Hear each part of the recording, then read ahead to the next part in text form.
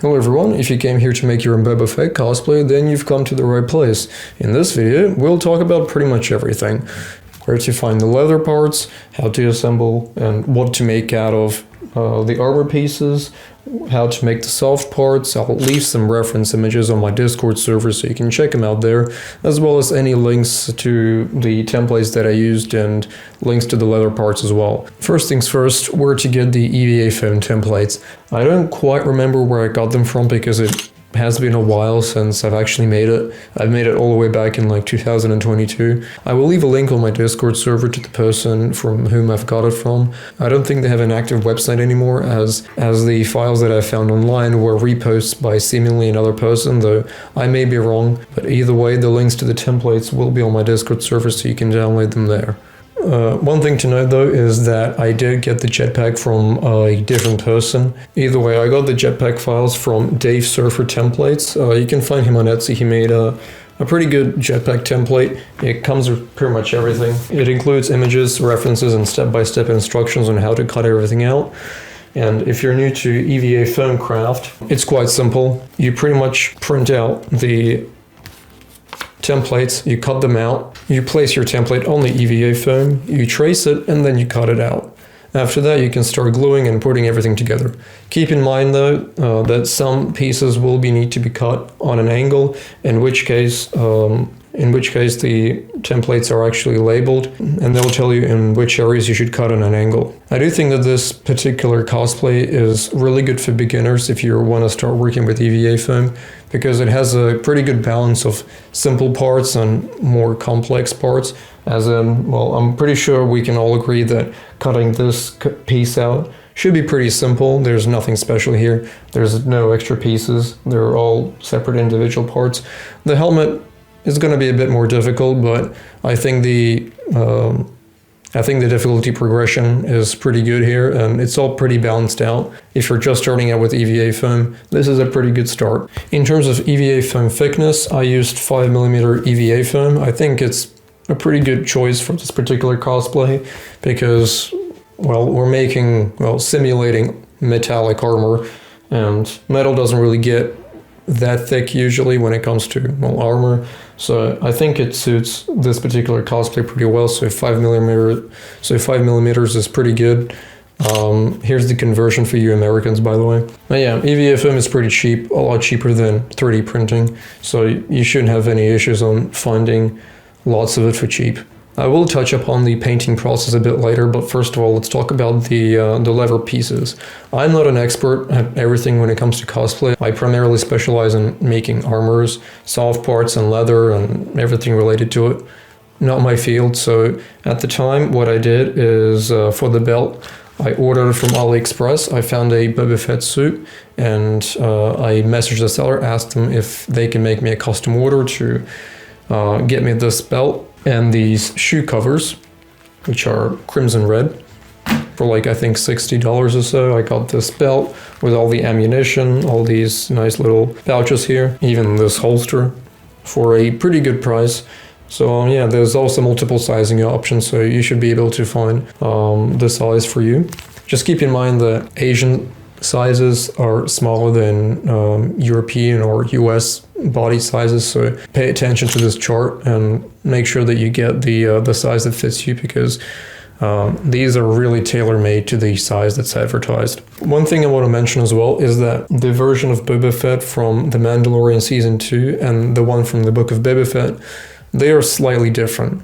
As in the leg covers, for example, in the Mandalorian Season 2, the leg covers were black, while in the Book of Boba Fett they were red. Another thing is that the waistcoat, or the camo that Boba Fett wears, is also slightly different. In the Book of Boba Fett version, it's just one piece on his back, while in the Mandalorian Season 2, it's actually two pieces.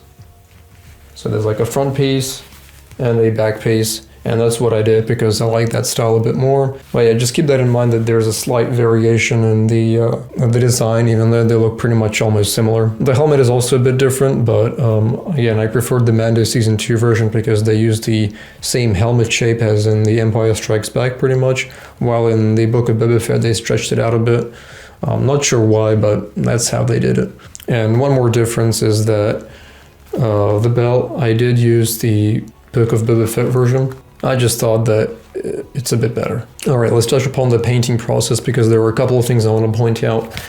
Do not use spray paint. I use spray paint, which you shouldn't do, but the biggest problem of using spray paint on EVA foam is that it will crack if you bend the armor pieces. If you have a shape, you spray painted it and then you want to change the shape, it will most likely crack.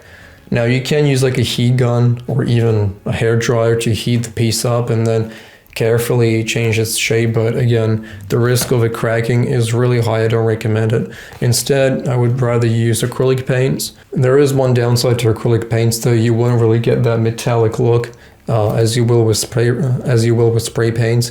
There are methods to achieve it though. I'll leave some useful videos from other YouTubers who have covered this particular topic in greater detail, so you can choose which option fits you better. But if you're a beginner and you just want to paint and you don't really care about the finished look and how metallic it is, then acrylic paints are the way to go. These days I print pretty much everything I have, so I have my Helldiver here and my Starkiller here. They're both 3D printed, for example, and since you can't really bend 3D prints, well, therefore it won't crack. But yeah, just keep that in mind. Ignore the spray paints. You can still do it like I did because I just really wanted that metallic look and there was no real other way to achieve it, so I just carefully spray painted it and molded it and tried not to touch it as much as possible. And there are some cracks, you can't really see them on camera, but if you look up close you can kind of see where the little crack creases are. They don't really take away from the cosplay, and besides I don't really wear it that much, so it's not a big issue. But if you want to wear your costume to multiple conventions, then just keep in mind that can take away a few style points. Alright, next topic I want to cover is modularity. Now, I travel a lot to different cosplay conventions in different cities, which means that when I pack this into my suitcase, I need to be mindful of the various weak spots where things can break. And that is why I made everything modular. So even this jetpack, it's 4 different pieces. I can disassemble pretty much everything on it. And that way it can make transporting the whole thing easier. Same thing with the armor pieces on the torso. I can take off all the individual parts. They are held together by Velcro, as you can see here. And I can just like stack them all together and keep them modular like that. It really depends on how far you want to travel with it and what methods of travel you use. If you have a car, you shouldn't really worry about it too much, but even then, you want to pack everything neatly, and the smaller things are, the easier it is to transport. Big bulky pieces are always harder to transport, and there's always that risk of something breaking off, so keep that in mind. If you can make things modular, try to find ways of making it modular. One thing I do want to point out as well is the rangefinder for Boba Fett. So I wanted mine to be, well, to be kind of functional, as in to do this, but I also wanted the ability to take this thing off. And what I did is I actually attached a magnet over here at the bottom and a magnet over here, and that way it just slips in, attaches, and it's just held together. And for transportation sakes, I can just take this thing off and there you go. Transporting this thing is suddenly a lot more easier. Let's talk about one more little thing, and that is the electronics. Now, Boba Fett has this light on his chest plate that lights up. There are multiple ways to achieve it. Some people on Etsy sell these little mechanical components that light up and they show the individual numbers. It's not the cheapest thing you can get. I will leave links to some of them if you want to buy them, but I'll explain how I did it. Using some creative life hacks, what I did is I bought some Iron Man eyes. Now, these are meant for Iron Man cosplays and Iron Man helmets, but I just decided to buy these cheap $4 lights from AliExpress, to which I'll leave a link to in my Discord server as well. And the reason I do that is because, well, YouTube doesn't really like me leaving links in the description, especially to like stores and stuff, so in order to avoid bans, that's why I put them on my Discord server. But yeah, it's a really simple mechanism. Basically, in this compartment here, go 2 AAA batteries, and there's like a little button here. I trigger it and they turn off, and I trigger them and they turn on. And there's a little pouch over here. I put the battery pack inside, just like that, and then for the actual numbers, because you can see that there's some numbers lighting up when I place the light behind it. How that works is, again, really simple. Let me show you. So there's a Velcro strip over here and a Velcro strip over here. These things here are made to hold the smaller Velcro strip, and these two smaller Velcro strips actually hold the lights in place.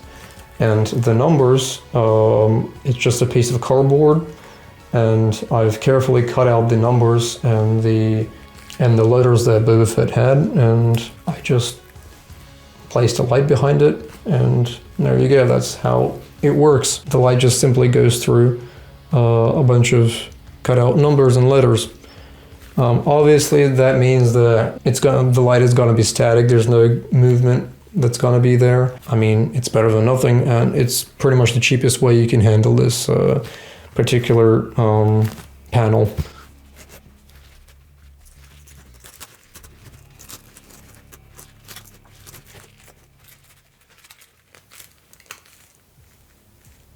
Alright, let's talk about the Jetpack mounting system. How it works is I have two Fastex clips on each side going through these two holes. And the Jetpack itself has two more Fastex clips over here, and they just pretty much snap on whenever I place the Jetpack. You need help from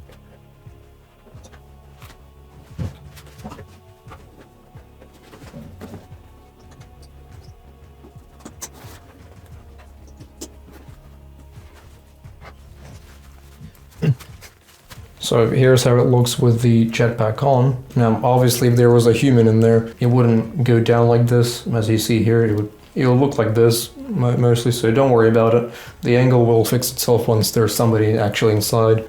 But yeah, it's a really simple mechanism, and that's how it looks. Let's go ahead and deattach the various armor pieces. There's 4 of them here for me. 2 on the shoulders, 2 on the back. And just like so, there are also 2 over here and 2 on the back. And there's a zipper over here. And having a zipper on the back is very important, because otherwise you'll ruin the look if it's on the front, because the zipper can be, well, seen through. Regarding this Flak Vest, as people in the Mandalorian costume community call it, there are a few ways to get it. One way is to find one on Etsy, but just keep in mind that it's gonna cost like usually at least $200, at least last time I saw them. I do recommend, if you have like a seamstress or somebody who's good at sewing, to just make one for you. It's nothing complex. You just need some black fabric, and if you want to add some padding inside, you can. In my case, I just found some olive green padding, and I've put it inside for more comfort. And that extra padding just makes the whole thing feel more like a spacesuit in a way. There's also some stitching over here in order to give it that extra shoulder detailing. Again, makes it feel more like a flight suit. So yeah, this thing is pretty thick. And yeah, there's for these shoulder pieces, there's also Velcro underneath over here, and there's some Velcro over here, and they just slide in there and attach inside there. On the right arm, there's a hole for these hoses to go into, and the hoses are needed for the flamethrower arm, and it's quite simple, just plastic hoses, metal rods over here, and they're held together by these metallic adjustable cylinders. So what you can do is put each of these hoses in these little holes that I made, and there you go. You got your flamethrower arm. That's one way to do it. You don't have to use plastic cylinder. That's one way to do it. You don't have to use plastic hoses. You can use silicone ones or rubber ones, whichever one you like. I just thought that doing it this way would add a layer of authenticity to it and make it look a bit more realistic. Some other details I've made is painting the logos. They're just acrylically painted. The way I did it is once I colored this whole thing in green, I traced this symbol using a pencil and then carefully just colored the whole thing in using acrylic paint, and in some cases even used some markers. But yeah, it did the trick just fine. Same for the shoulder piece over here. Carefully traced it with the pencil first and then colored it in. You can practice on paper beforehand or other EVA foam pieces, but that's the way I handled this situation. There are stickers you can buy on Etsy, I believe, from some sellers, and you can just slap them on if you want to skip the whole process. For the boots, it's quite simple. Found some women's, well, just boots without any laces. You can find some men's ones as well, but it just happened to be so the women's ones were a lot cheaper, so I got myself some of those. And these leg covers that came from AliExpress, they fit just perfectly for me, and they're on a zipper. So you put the shoes on, and then you zip these things over, and yeah, it'll give you that long boot feel. If you want, I've seen some people make this thing out of EVA foam, which you can, but again, it's meant to be leather, so even this generic synthetic leather from AliExpress looks a lot better than making it out of EVA foam, but it's one option. But you can make these out of EVA foam if you want to practice a bit more. Now for the visor, it's quite simple. You can buy a black face shield and use that. I used a similar one here, except it's not as see-through, which unfortunately doesn't make it look that good. You can kind of see my face if I put the helmet on. So I suggest using a darker one. This one just is a bit light. When I'm inside, it does kind of make... Yeah. When I'm inside, obviously there's less light, so it looks a bit better, but yeah, if you're not happy with one layer, you can use 2 layers, or use 1 layer normally and then use a second layer to be just below your eyes, and that way your mouth wouldn't be as visible and your eyes will be hidden as well, and you'll have a lot more visibility that way if the area around your eyes only uses 1 layer. But yeah, this kind of sums up my my Boba Fett. This was definitely an interesting project. It was my first serious big like craft that I did, and since a lot of it is EVA, I had to pretty much hand make everything myself. These days, again, I 3D print most things, and you don't have to put that much effort in terms of making everything. But it is definitely really fun to make stuff out of EVA because every single piece is your own, and you can, and if something doesn't work out, you can always remake it or recut it out and try again. I don't really use EVA foam that much these days, except for smaller individual pieces occasionally. But yeah, lots of nostalgia. Had some really crazy photos made when I had my photo shoots done. It's almost movie-like, but yeah, pretty cinematic. I really do like the way it turned out. Looks a bit better in photos, especially if you increase the contrast.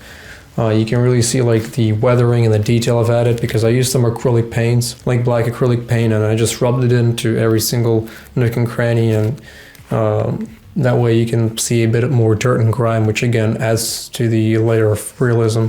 But yeah, this sums up my Boba Fett. Once again, all links to the templates, the electronic parts, plus the belt and leg covers will be listed on my Discord server, so you can check it out there. There's a category called the link vault, so click on that, find Boba Fett, and enjoy. As always, thank you all for watching. Don't forget to subscribe, as it really motivates me to continue working on these suits and film videos for you guys. So yeah, thank you all for watching, and until next time, everyone, bye bye.